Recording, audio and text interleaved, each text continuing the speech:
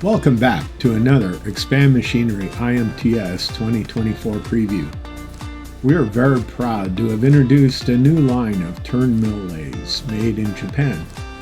These machines offer the same features as other turn mill lathes, but with a smaller footprint.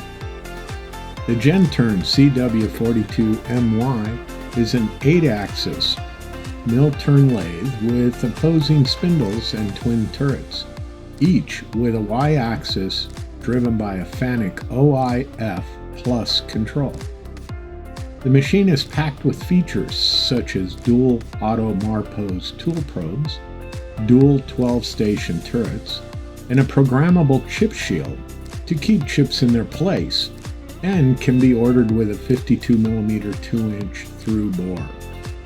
The GENTURN CW42MY can be configured for one-and-done bar work, or you can run it as two separate machines and is ready for production enhancements like robot automation.